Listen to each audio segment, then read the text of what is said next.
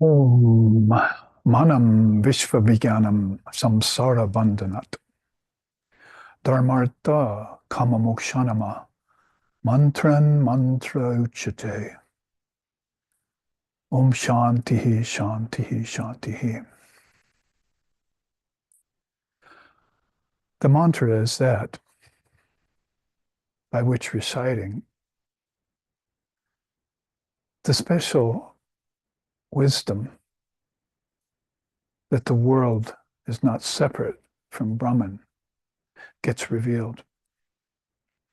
Recitation of the mantra makes this fact comprehensible and clear. Om peace, peace, peace. And there shines Brahman. May that Brahman protect us, sustain us, and illumine our thinking process, free us from all obstacles, and reveal to us the essence of the teachings. Om peace, peace, peace. May peace be unto us, and may peace be unto all. Om Hari Om, Hari Om, Hari Om Tat Sat.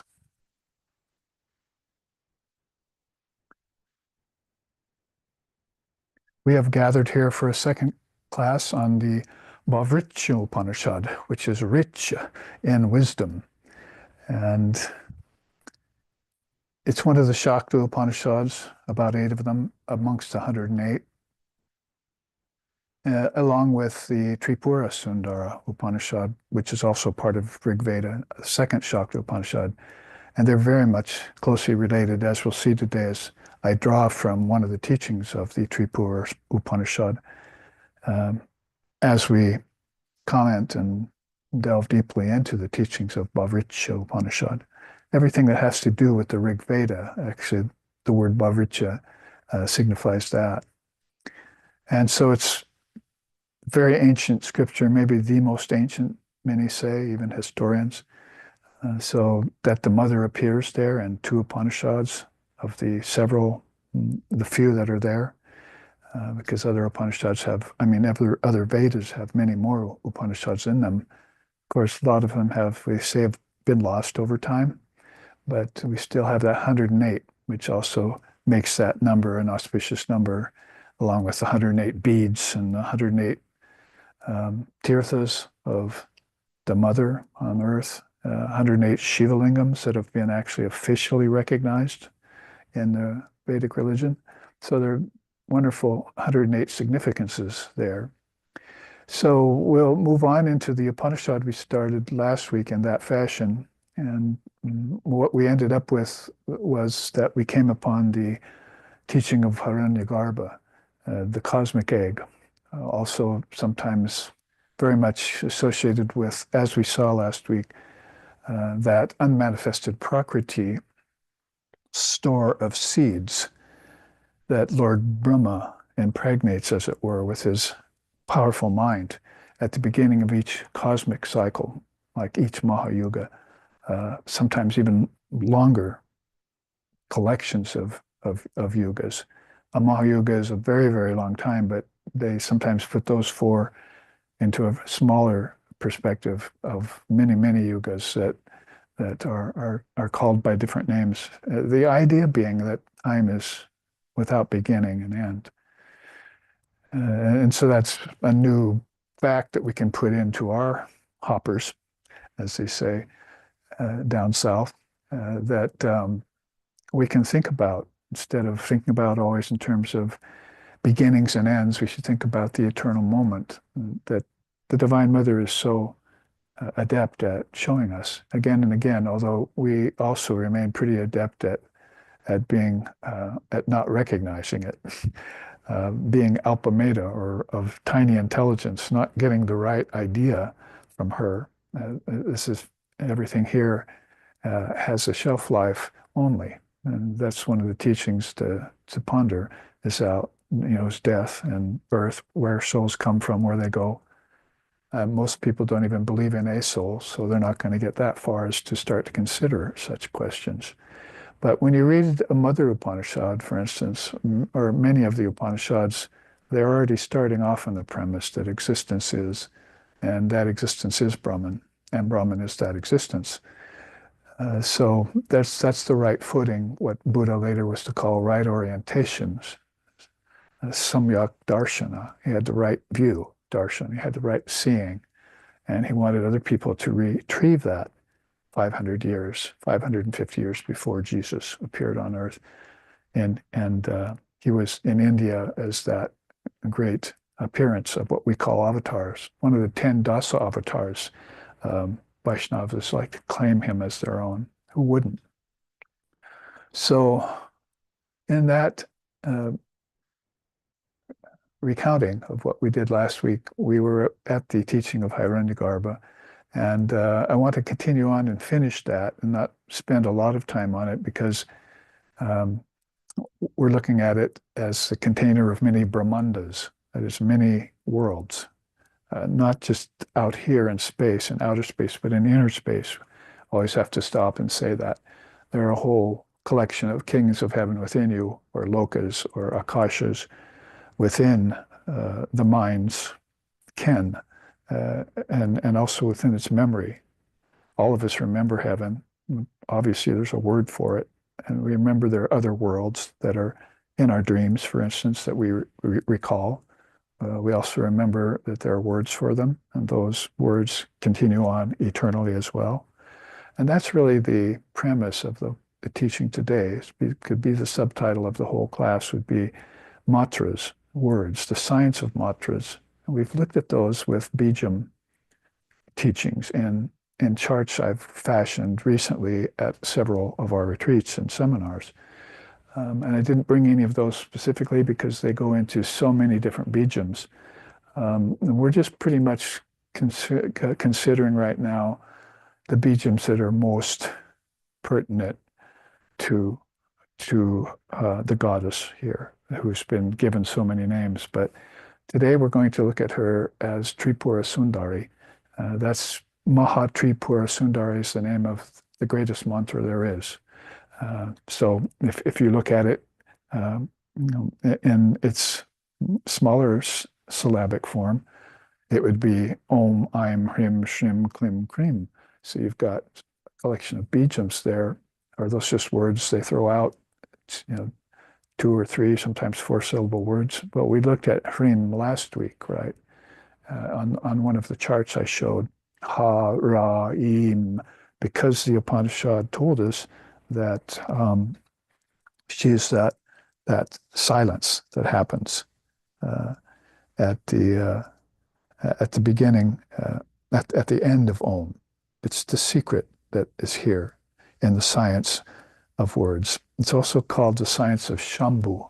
So it has to do a lot with Lord Shiva, that everything goes back into its seed form. Another reckoning for that would be it goes back into the word in which it exists. So that's what the Rishi says here. This is the secret Om grounded in the word Om. So we know and looked at last week that Hiranyagarbha has a huge, and as Lord Brahma too, has a very deep and wonderful connection with the word, AUM. And then then we find out that when you close the word, then Lord Shiva is there, with the pronunciation of I and M. I is actually really Vishnu, but M is Shiva.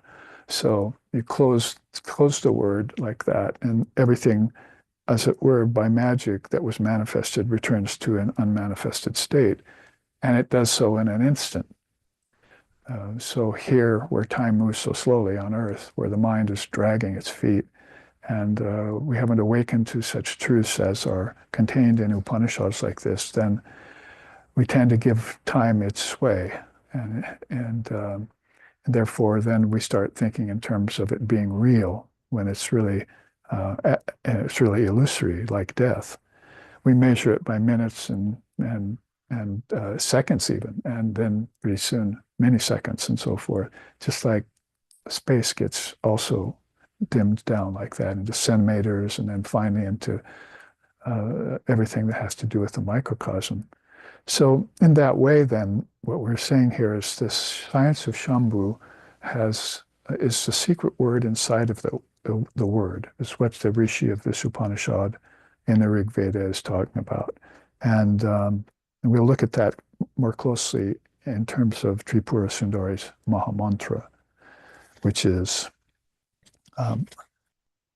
Ka, I, La, Rim, Ha, Sa, Ka, Ha, La, Rim, Sa, Ka, La, Rim. That's called three kutas. So there are three breaths or three spaces in between, three sections where you take two spaces in between, and they're all filled in with Rim, because that's the bijam of transformation. I had an interesting moment at 3 or 4 in the morning, this morning, when talking about Ha Ra Eem and saying it over and over again and putting it into my mantra and so forth. Pretty soon it just turned into Hari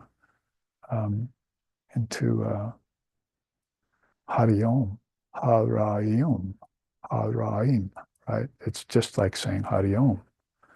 So we say Hari Om, Hari Om, Hari Om Tat Sat, right? So this is how deep the science of Shambhu goes. I'm jumping the gun a little bit as far as the teachings because I wanted to finish Hiranyagarbha first, but basically that has to do with the power of these syllables and then the power of the letters themselves. And so we look to something like an alphabet and we learn that, and then now we can form words with our little minds, right? And so as we grow up in school and so forth, and words turn into sentences, and then sentences have periods, and periods turn into paragraphs, and so forth and so on. By the time we're in college, we're digesting huge pages full of words. But in India, it goes the other way. Everything gets slimmed down back to the word, and then to the words inside the word, which are matras. And then those matras, become letters, and those letters become filled with her. With the Divine Mother power, with intelligence. That's what's in them at the beginning before they were formed into words. So this is how you also look at the acreate, as Vivekananda was to tell us when he came here. There's creation, and you're also agog about it, and you're all sending your mind out into it, like outer space and various secular subjects and so forth. You're making money on it, and you're doing everything with this Shakti power, but you don't see her working in it all, and you don't revere her. You don't even notice her. Well, she's difficult to notice, hard to see. That's actually what Durga means, difficult to know. So her name even has that connotation that she's hiding in everything, behind the scenes. So that's why you end up with words like sarvam, everything is within her. And we looked at that last time, really, some of her names, right? And then some of the things that this Upanishad at least says are within her. And also, as we look at these things that are apparently differentiated, we have to look at them as being one with her. So actually, before we finish Hiranyagarbha, I want to show this chart real quickly to describe how she says she is indeed one. Before the beginning, the goddess was indeed one. It's the very first utterance the Rishi puts down on paper, or in his mind, later in paper, on parchment, rather. The very first thing he said, which I related last week to all of you, that before the beginning, the goddess was indeed one. So how do we look at that kind of oneness? Really quickly, let's look at an Advaitic master like Gaudapada, what he would say. He says, prior to creation, what distinction between the soul and the Atman has ever been declared? That distinction only pertains to a state yet to come. To regard this state of becoming as one's primary nature is irrational. And even this creation, when seen rightly, is verily used via analogy, using illustrations like sparks, gold, earth, scissors, etc., as a device for comprehending non-duality. No difference between the soul and Atman exists whatsoever. So if you're following Gaudapada's reasoning here, is that if you were the witness of all of this, like she is, and then she'd put everything into motion, then she would put everything into motion by knowing that it started from non-motion, right? It started from no beginning. It never had a beginning, but I'm now making the movement to cause a beginning, a seeming beginning, we can call it creation or a projection, we like to say in Vedanta. So when Gaudapada says that, that it only pertains to a state yet to come, so that's omniscience, isn't it? So the Divine Mother can look at everything that's going to happen in the so-called future, which is just a dream in a cosmic mind, and say, that's going to happen, it's going to finish its cycle, and it's going to return to me. And that many cycles will keep coming and coming and coming as long as I so decree it. And many beings are going to be in those cycles, like we said last week, just to name a few. The Brahmandas, all the worlds that come out of the cosmic womb, are going to be peopled by many kinds of different souls. Everything, basically another fivefold kind of creation, from the Trinity to the gods, to the demigods, to the ancestors, to the humans, with the humans included the subhumans, animals, insects, plants, so forth. So all of that is kind of a fivefold distinction, the kind of beings that are going to come out of these Brahmandas once the mother decrees that a start, a so-called start to this cycle is going to happen. Yet at all the same time, it's all one with her, and she permeates it. How's that so? Like gold and jewelry. You can see the chart now. Like gold and jewelry. When the start becomes, it's going to become rings and necklaces and gold ingots and gold bars stored in Washington, D.C. or wherever it is they're storing lots of gold bars. What's that called? Fort Worth or something? Fort Knox, yeah. Lots of gold there, you see. So it's all been solidified. In that same way, gold has just been liquefied as consciousness, as it were, and then it takes on a form. And that's her solidifying power, and that's her liquefying power that's there. Talk about earth in a mud hut. You walk up to the hut, you see the hut, you don't think it's made of earth unless you inspect it or want to find out. So just like that, she's disappearing into every form, into every object, like sparks and fire, the Upanishad says. Like clay in clay mouse and clay elephant. I was fortunate to find an image of a clay mouse standing on the back of a clay elephant for that illustration. So it's like clay in the clay mouse and the clay elephant. Basically, both of those, one's much bigger than the other one. The elephant's much bigger than the mouse, but they both have that same clay in them, just like all of us have the same bones and blood and bodies and so forth. But the underlying element in all of them is that important teaching, is that it's just all consciousness. Clay there is consciousness. Sparks there is consciousness. Earth there is consciousness. Gold there is consciousness. That's what they're trying to say by the various things we see out here. It's just all Brahman. How about like metal and scissors? Nobody would probably pick up a set of scissors unless they've worked with baby scissors. Kids' scissors are made of plastic, so they won't hurt them. They'll pick up scissors and say, "Here's some iron. Pass me the iron." So that's how subtle her presence is in everything. That you're not going to look at your friend and say, "Hey, consciousness, please come over here." Or you look at your wife or husband and say, "Hey, Brahman or Shakti, come over here, please." Nobody does that, because that's all disappeared behind. But it's the reality of the situation. She makes everything move. She makes everything manifest. She turns everything into various levels of consciousness: gods, demigods, Trinity, the God of the gods. All of those things are. She's the womanliness in women, and she's the manliness in man. as Swami Vivekananda put it. And Krishna says much the same in the Gita. The last one there at the bottom is, there's two more, like waves, like water and waves. So the backdrop is all an ocean there, and it's breaking into waves, but it doesn't change the main element in the ocean just because the waves appear. It's all still just water. In that way, she's saying in this Upanishad, basically, she is one, and she's the one in all things, same in all things. She's that homogeneous consciousness in all things. So this is examining the word one, O-N-E. And so even in English, you can take apart a word and begin to use it, as he says here, for a metaphor.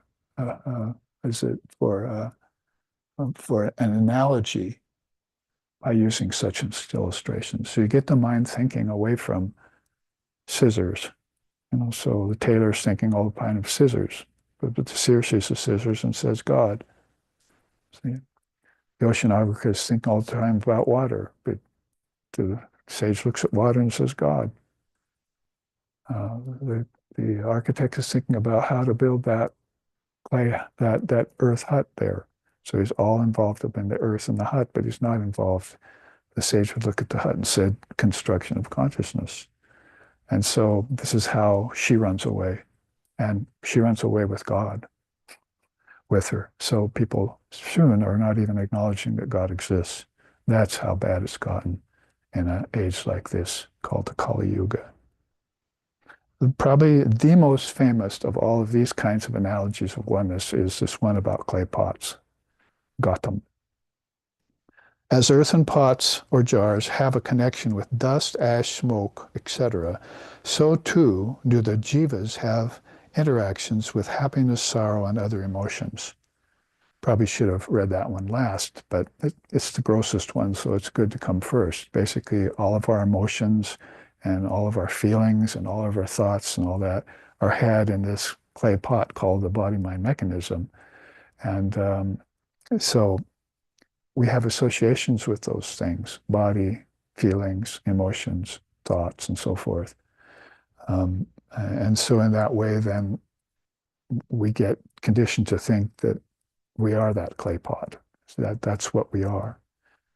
But then they go further with the clay pot teaching and say, as the akasha enclosed within a jar is neither the effect or a part of the akasha outside, so the jiva is not an effect of the portion or a portion of the Atman. It's the whole entirety of the Atman. So this one drawback with the sparks from fire. I remember talking about that to a very illumined soul once and saying it's not a very good analogy. It's not the best analogy for oneness, sparks from fire. It accents the fact that the jivas being separate. It does accent the fact that they're made of the same element of the fire, Brahman, that is. They have consciousness in them, but it's not the best illustration for cohesiveness of consciousness. Nonetheless, we can give it that.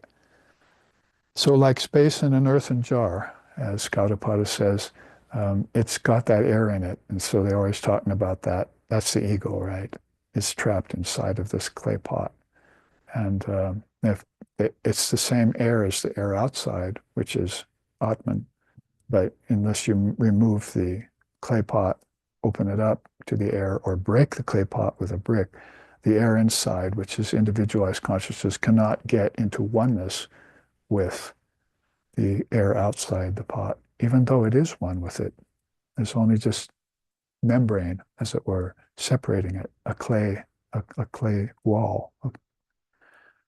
So that's put this way. The all-pervasive Atman appears as individual souls in much the same manner that empty space is said to occupy earthen jars. And as earthen jars dissolve back into the Akasha, so too do apparently individualized souls dissolve into the Atman.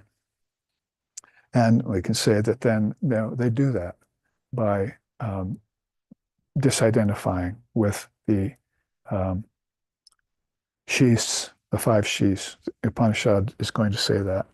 is how she brings everyone back to this remembrance of their oneness with her, is by stripping away the 5 sheets. Father of Yoga also says that.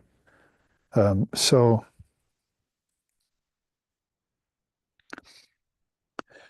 he says, to conclude, via the explanation of the sheaths and the essence, both expounded in the Trinity Upanishad, the jiva is shown to be the supreme. That is, it's revealed to be the Atman, which goes back up to the top. Prior to creation, well, what distinction has ever been made between jiva and Brahman? It's only when the creation kicked in that people were saying, I'm separate from God. But what about before the creation kicked in? Did anyone think that? No, because it wasn't true. The jiva is Shiva, and Jivatman is Paramatman, and thou art Brahman. That's outthinking time, by the way. It's outthinking beginnings to a non-beginning. So again, back to the Upanishad, before the beginning, the goddess was one, right? I just used 10 minutes and a bunch of illustrations just to prove that simple point, that there was, if you admit to it a beginning, then there has to be something that happened to contain the beginning. Same with endings. And that's why Krishna says in the Gita to Arjuna, beginnings and endings do not happen in the Atman. They only happen in nature. And that nature is Hiranyagarbha, right? So let's look at Hiranyagarbha and finish off that teaching. Remember, this whole Upanishad is based on 2 syllables, right? Saham, right? Saham, I am, she, I am, right?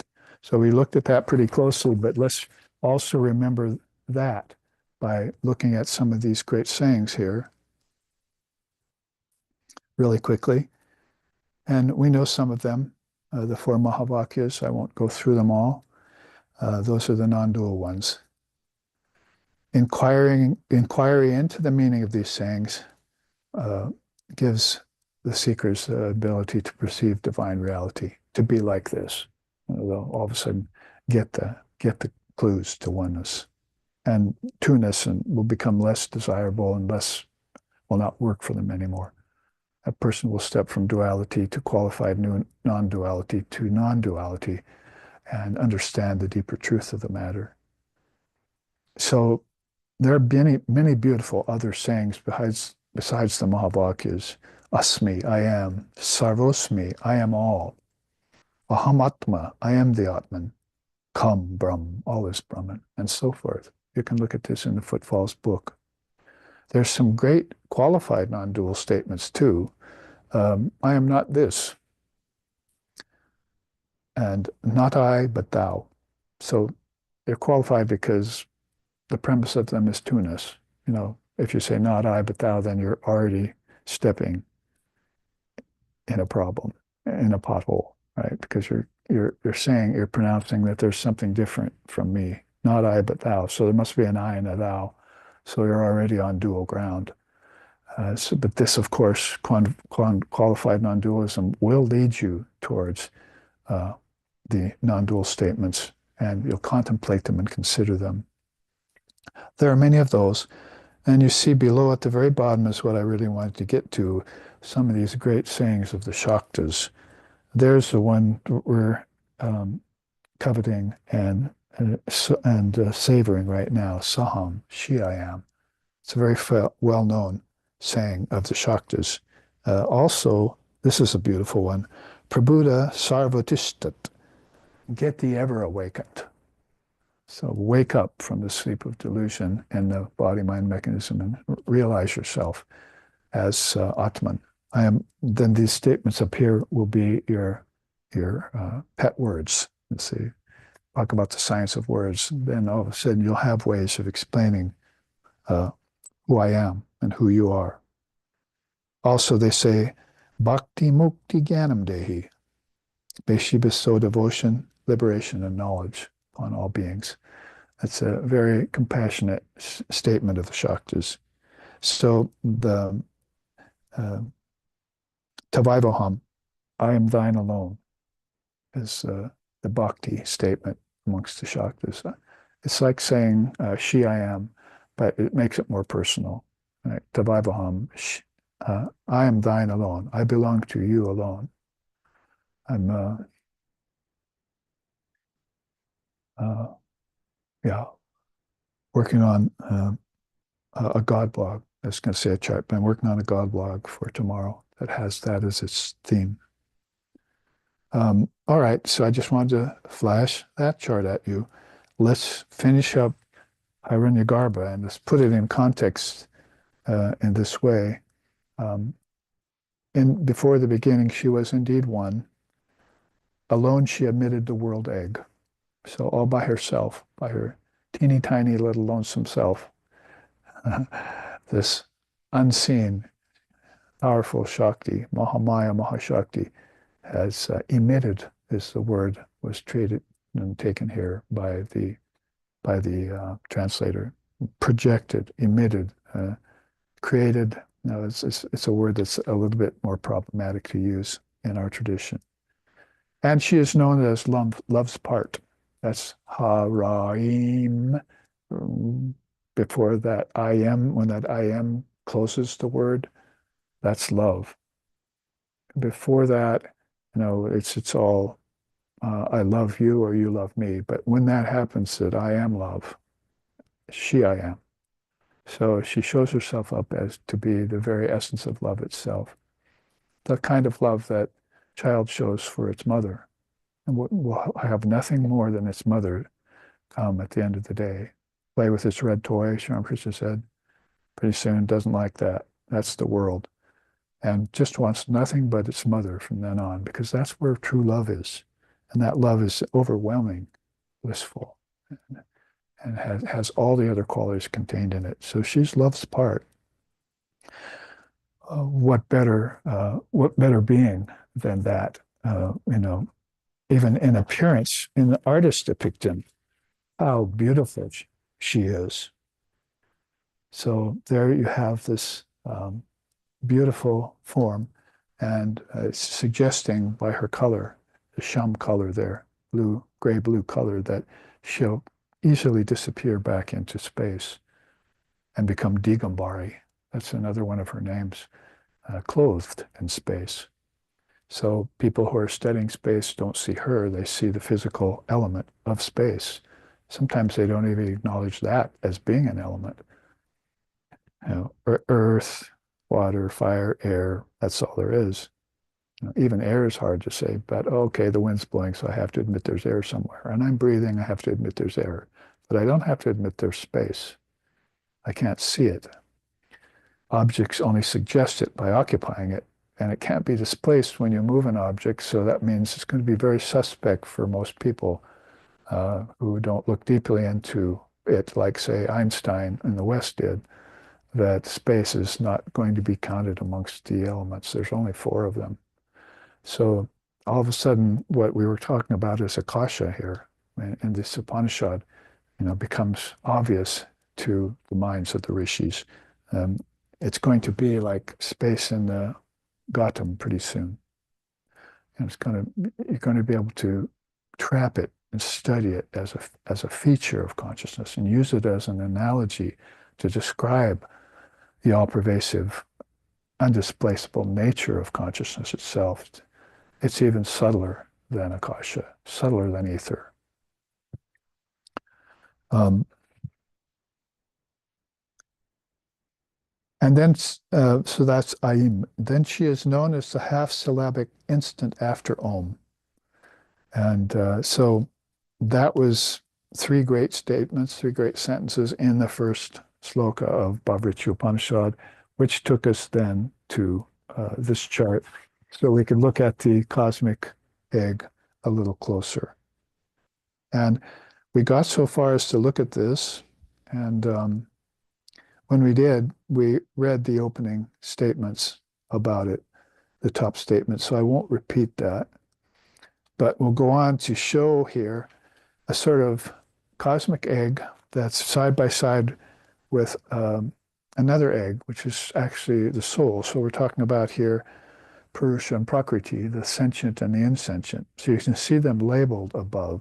It's the sentient soul, and how it emerges from its own egg, as it were, into nature. What the Upanishad says here.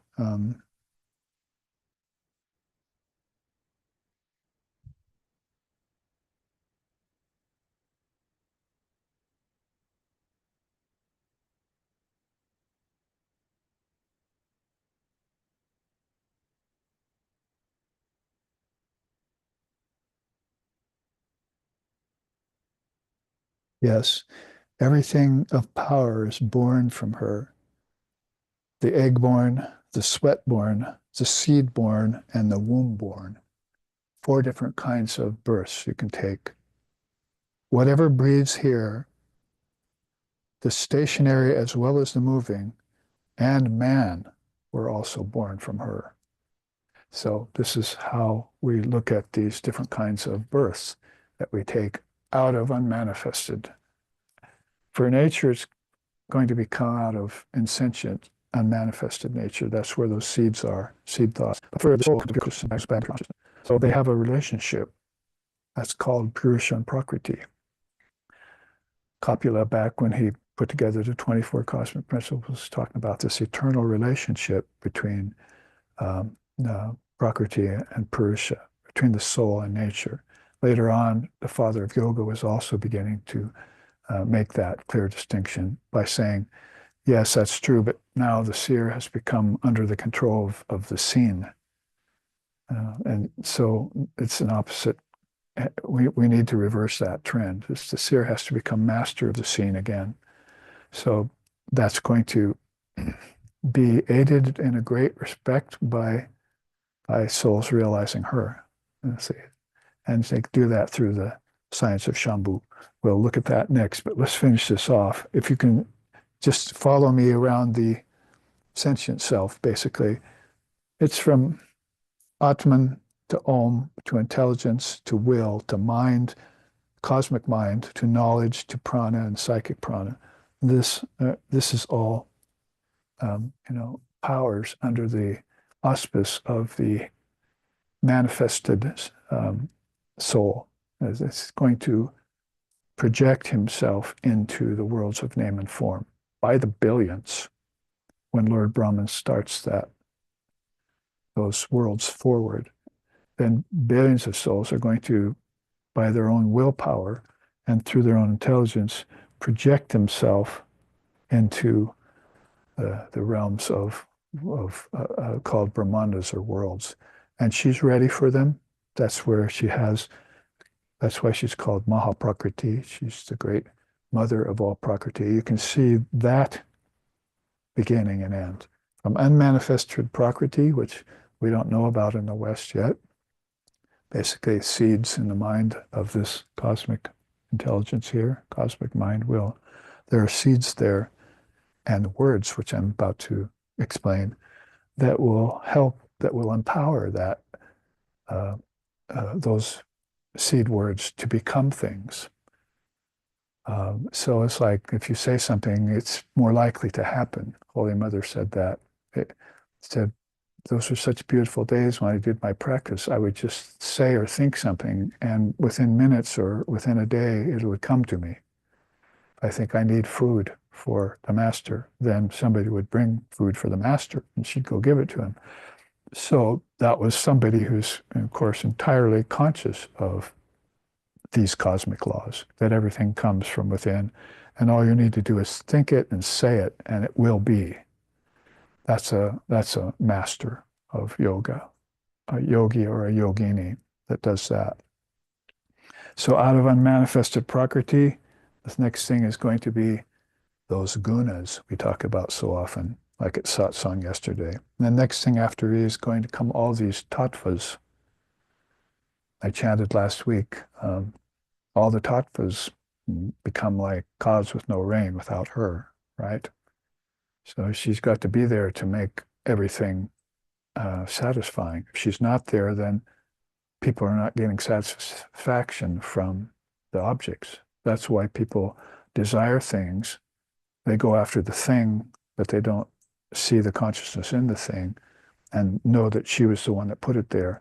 So they grasp the thing and they get pleasure from it, and then they get suffering from it right away.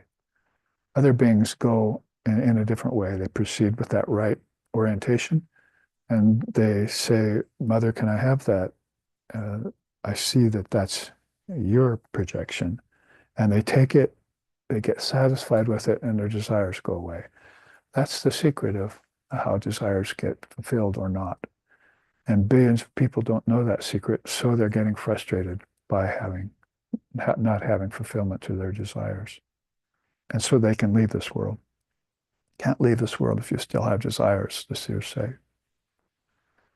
So then that's how the gunas and tattvas play at the insentient level of her Brahmandas, of her cosmic egg, you see.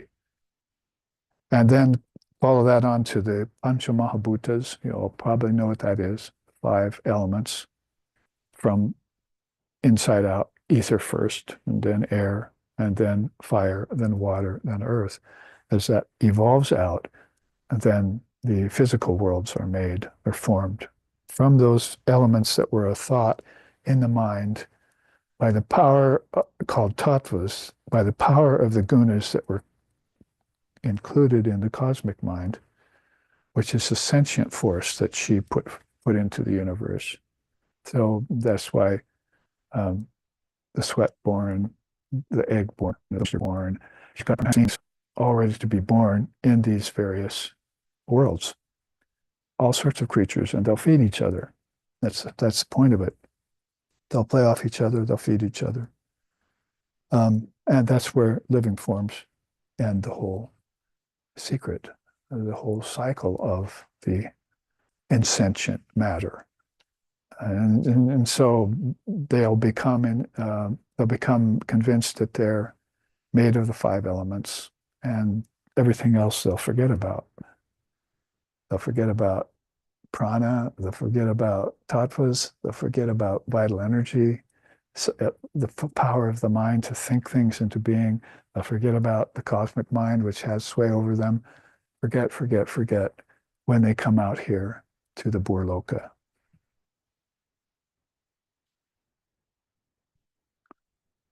So here's how to look then in a deeper way at the cosmic egg. Here's another quote to end this. In most all cases, man walks into the worlds totally unaware of his pristine and formless awareness, thus oblivious to the fact that he is the original author of the primal book of name and form in time and space. Similar to carving out a path through a dense forest with a machete, he enters the womb of matter and expands his perception to inundate everything, finally realizing that he is an eternal child of the Divine Mother of the universe. So he'll master all the powers of yoga and still not remember the mother. But finally, he'll remember that he's an eternal child of the mother, that she's the Shakti power and everything that allowed him to master these things. So that's why Sri Krishna pointed at Sri Sharda Devi and said, without her, I can't even raise my finger. See? She's the Shakti power in everything that animates everything. Everything's going to remain inanimate, that is, insentient, at one level of the egg, the bottom of the egg. At the top of the egg, it's going to remain formless in Brahman, in ecstasy. See, those are the 2 extremes. Merge into Brahman or become sentient matter. One has bliss, the other suffers.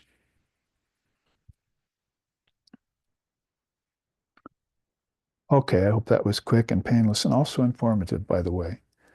Let's move on to the rest of the teachings for this class have to do with sloka 2 and 3. 2 we've already talked about, but let's look. As I say it once more, I'll just read it because I've already gone through it, these columns on either side of her. Sloka 2 says, Of hers was born Brahma, was Vishnu born, and Rudra, Shiva too.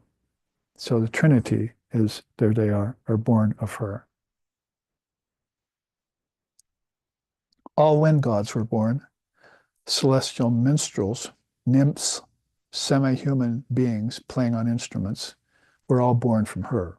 Going through the list up there now. All around. What is enjoyed was born. Everything was born of hers. Everything of power was born of her. The egg born, the sweat born, the seed born, the womb born, whatever breathes here, stationary as well as moving, and mankind were all born of her. It's a short list of tattvas. Some of them more sentient, and some of them insentient, right? Some of them straight from the heart of Purusha, some of them straight from the heart of matter. And so she has all of this facility to project the worlds of name and form and time and space and put creatures into it so that they can enjoy the play and return to her. So Sloka 3, she is the power supreme. She here is the science of Shambhu, known either as the science beginning with Ka, or as the science beginning with Ha, or as the science beginning with Sa. This is the great Om, grounded in the word Om. So that's where we look at one of these, Maha Tripura Sundari. We look at the teachings about her manifestation as Maha Tripura Sundari. There you see an image of her and her symbology in the Upanishad. This Tripura Upanishad is side by side with the Bahvricha Upanishad we're studying then, and it says so here. The sacred Shakta Upanisads, which we think of as about 8, I think, state that through various methods of meditation upon her devotee will attain liberation. Of unaging power, the world's womb, of two, choosing one, with offering of knowledge pleased, she removes the aspirant's twofold sheath. With mind averted from illusion's sphere, he becomes one with her, with the great cosmic being. A quote out of the Tripura Sundari Upanishad. So Tripura, Pura means really cities, or you can see it over here, the three Puris, or three Puras. So you could have the three cities, Tripura. So this is going to relate to these collection of Brahmandas classified into three. The external, which has plenty of worlds, right? And then the internal, which has plenty of heavenly worlds, and then what's transcendent of those. Or you could call it the external, the internal, and what's beyond them.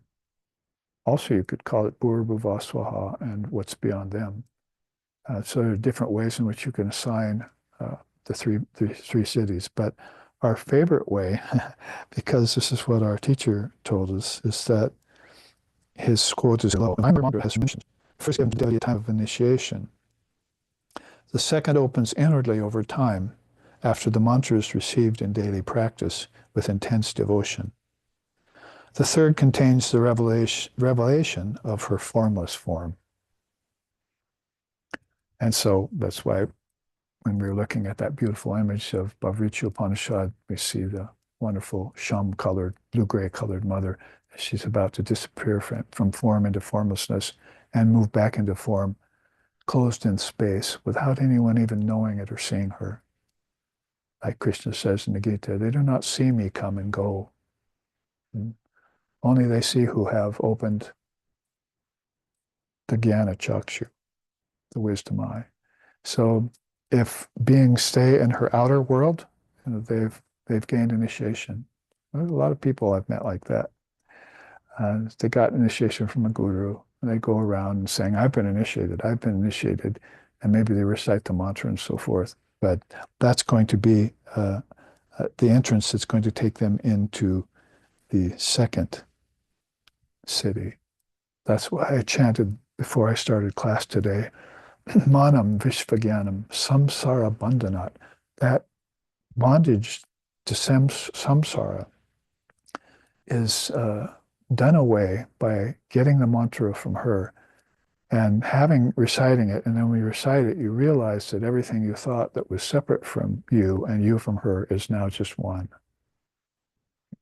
It always was one. And there was never any two-ness or multiplicity or diversity that actually existed. Only thou art. So back to the statements of Aham Brahmasmi and I am Brahma and so forth.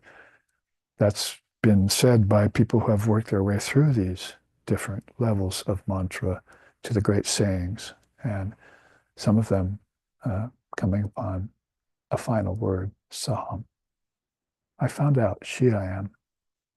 She's at the behest of everything. She's at the head of everything. She's the swan among the clusters. The Upanishad says, she's the Saraswati, the mother of the word. I mean, you can even sing that.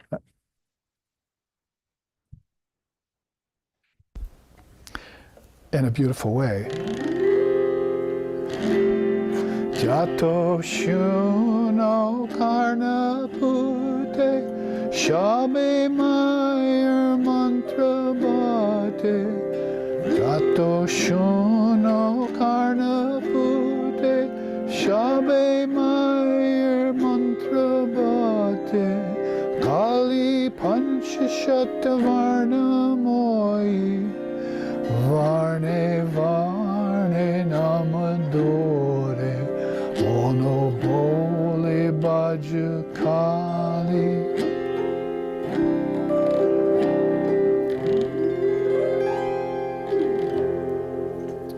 Which means all sounds you hear are her natural mantras, repeating spontaneously as the whole world worships her. Goddess Kali constitutes the letters of every alphabet, and each letter secretly bears the flower of her name. Put very well by Ramprasad Sen, one of her great devotees, and who's also in possession of that wonderful one-word mantra, Saham.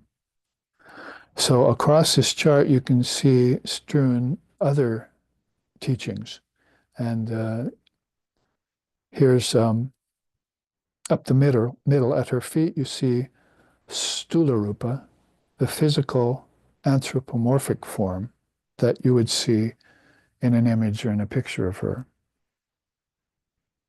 As my teacher often said, Swami Sheshanandaji Maharaj, I've shown you her picture in the shrine room because he met Holy Mother and got initiated by her, Sri Ramakrishna's wife and consort.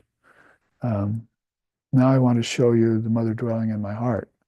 So he was talking about the first city of Tripura when we went into the shrine and meditated in front of her picture.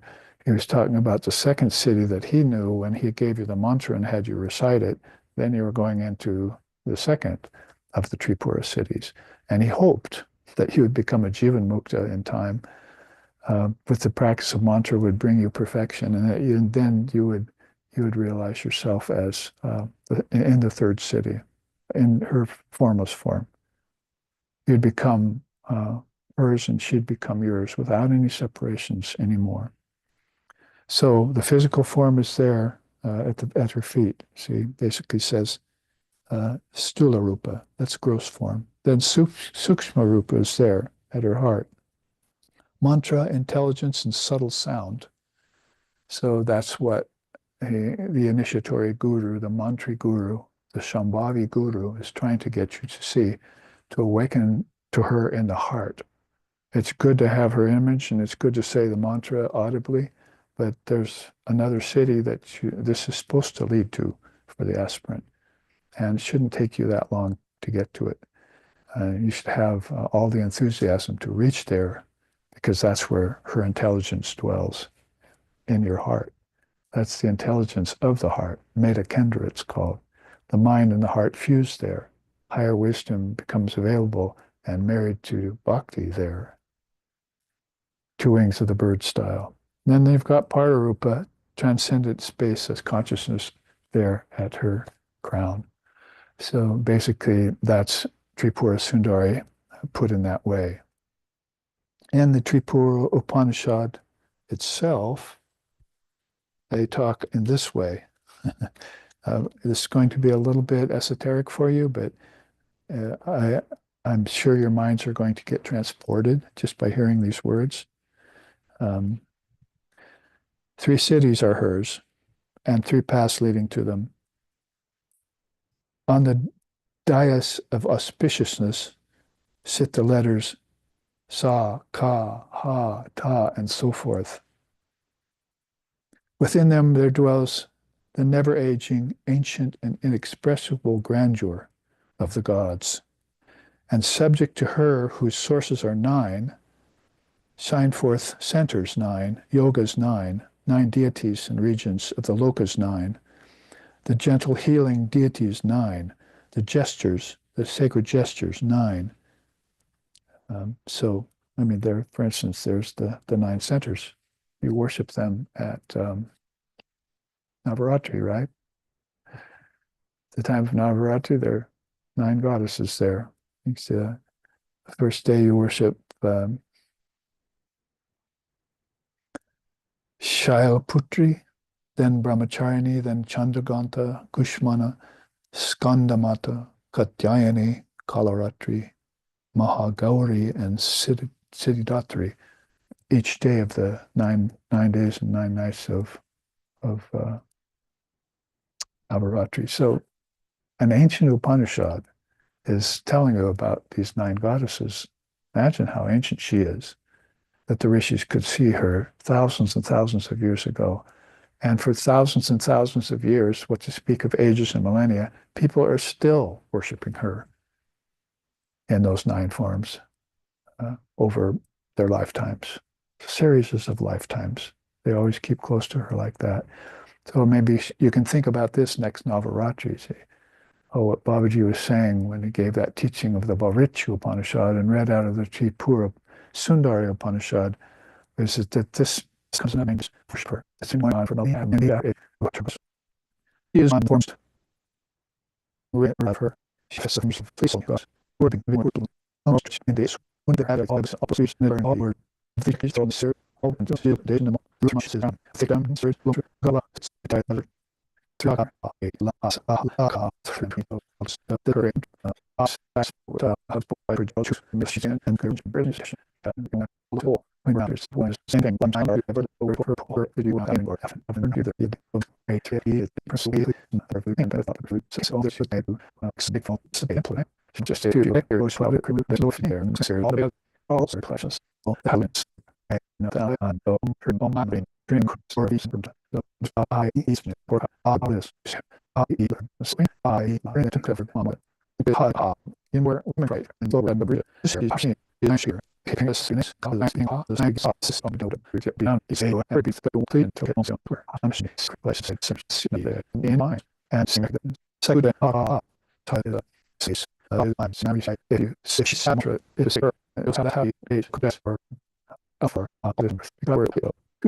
saying, on the first, the only is older, and not got to about easier could be laughing. So is time like the eyes could have them, or the it's very obvious. The copy means one get. She says, I just you are on shame or since I'm very interested in the spirit slowly.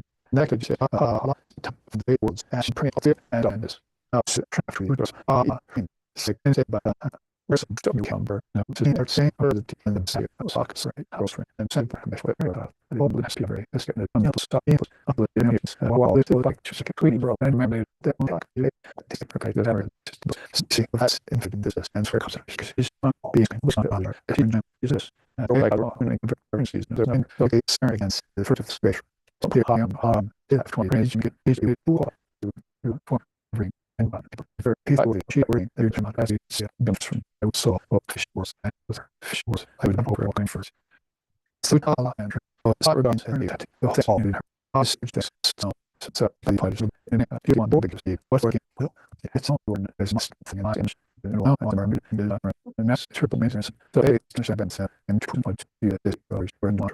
I should keep exposure. It is start I side or right away like shims so just watching at the process there when that's for like it would be and you have to such a word and but unrealistic that part is that's right they agree with arbiter by not be set change the needs to get low to save her not people have so I'm to tell you where they're only anxious versus forces every stage out they make we have time we that will hear maybe different thing yeah was just for example one because it's very much about empty using the numbers that would work in her research run the game soldiers from spokesman the 16% for absolute I'll ask you the reason we see the option is since you are nice since you has hard I think that response is something based on creating serious analysts I think currently value which sort of I hit every so back if there's Smith and there's not even and slot the room then it's simpler have my push there harsh and it so is the rules ring this year I finished with the memory like that after several words or who ever it hurts chance the last time similar thing and good all more I asked so the other more clues and then predicting the last answer could be found by the effort so this is here option here science shop name Shiva Rudra and I'll mean some create part of it or don't I think you give us again what we can learn and then with and for better much better thanks think of something either and I think that will fit so much what it will not feel and go on the ancient and first just food technique so you know or right so there's that who you know person that's good maybe kind of another staying process from that and eating coffee so they're feeling some some truth in the yeah so we'll take us this is art nothing that is right side of the and welcome to okay by that happens out here yeah student and to the formation is just going to first fear to like and figure out binary and sit like joke and I put our this and watch right now see that they all in this national they thing will have actual but that wasn't indeed there's not something I'm interested in design which is which is seen the idea of word to has the aspects of to get into it and then you shot version if you are I would not Channel and go yes. Speeches. Remember, I did you the skip or time. Honestly, believe it when after since I wish it was we are did brief way. Early was start through shut up from the say is how especially the tips is finding either embarrassed and it will after the ones. I will sure is not all if I will. From the action. Why are you talking to it? Harry Prince is the echo song. For that. That was the chef really first night. That's right. Deserve it. And off.